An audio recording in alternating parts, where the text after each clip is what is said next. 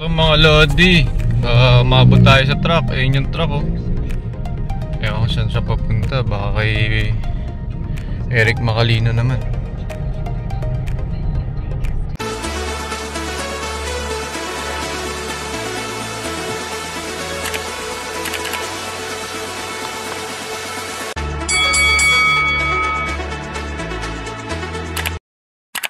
Good morning guys, busy. Release tayo dito sa Pagbilao. Dito sa release point 7 tayo papakawala.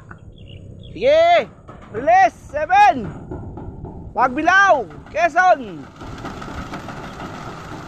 Labas, labas, labas, labas, labas, labas, labas, labas.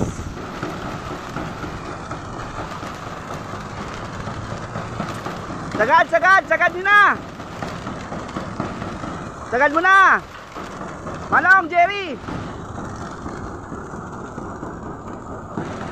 Manong! Hoy! Yan!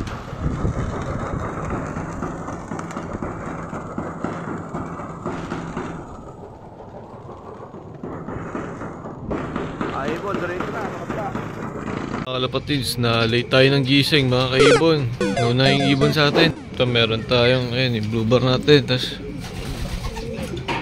may 4 sa loob. Mabat ba? 5.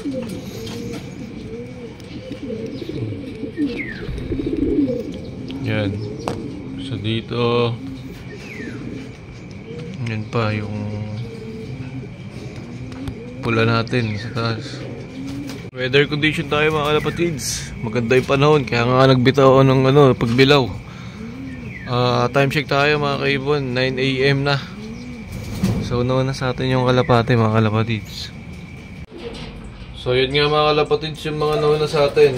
Bali 6. Meron pa tayo na abang 4 ay 3 mga kalapatids. Ayan sila.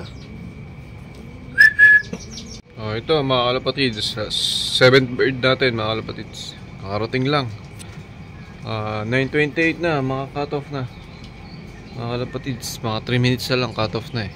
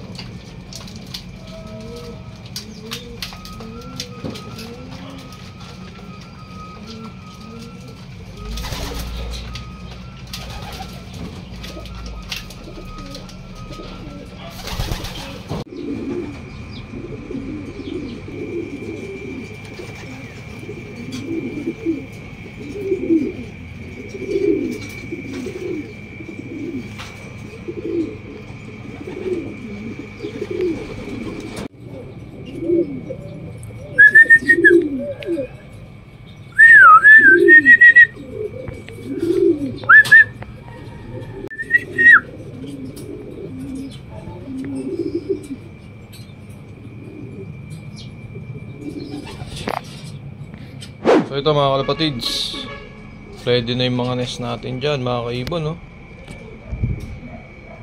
Yan, dahil nag-uupuan na nga yung mga breeder natin mga kalapatids. Lahat sila, nag-uupuan na. Yan.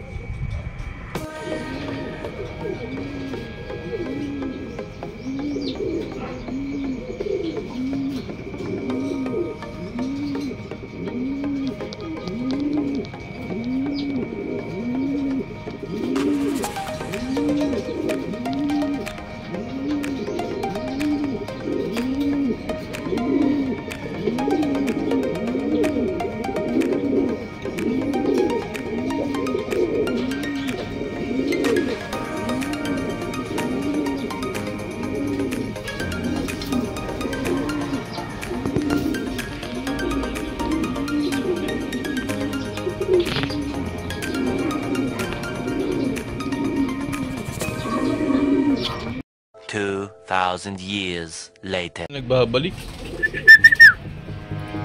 Sak. Gusto sumama sa derby mga kalapatids. Sak. Ayun na. Balik na siya.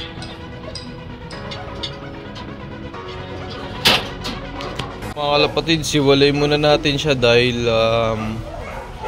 ang last bitaw niyan, kung di ako nagkakamali mga kalapatids, ay sa may Lopez Quezon pa, which is Sunday. Friday sila ni-load and then Sunday sila binitawan. Ngayon siyang Friday umuwi. Loading tayo mamaya ng Calawag mga kalapatids. So nasa 5 days siyang nawala mga kalapatids sa loft natin. So baka nahuli siya. Maganda naman yung postura niya. Wala naman sinukang putik-putik. Di naman uminom. Tingin ko na dagit to. Mas nakakawala. So ginawa natin is pinaliguan natin siya mga kalapatids. And syempre di natin pwedeng isama yan directly dito sa mga flyers natin. Para maiwasan na natin yung hawaan mga kalapatids. Dahil may nakakapit na sakit dyan, pinaliguan natin siya. So, ayan, bibigyan natin siya ng konting prevention ng mga gamot. Just in case lang mga kalapatids, meron siyang dalang sakit mga kaimon. So ayan mga kalapatids, try natin siyang isampa sa derby. Mukhang humahabol siya, gusto niyang masama. Try din natin yung puti natin. Recovering na yun mga kalapatids. So try ko silang sabay silang mag-siseptos mga kalapatids, silang dalawa. Alright, yun lang, good news. Ito may good news din tayo mga kalapatids, kahit pa paano. Happy flying.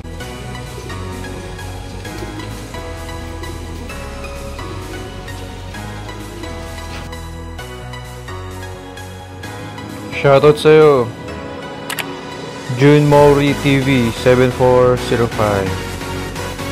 Shoutout din sa'yo, Mark Sampaga 7283. Happy flying sa inyo mga kalapatids.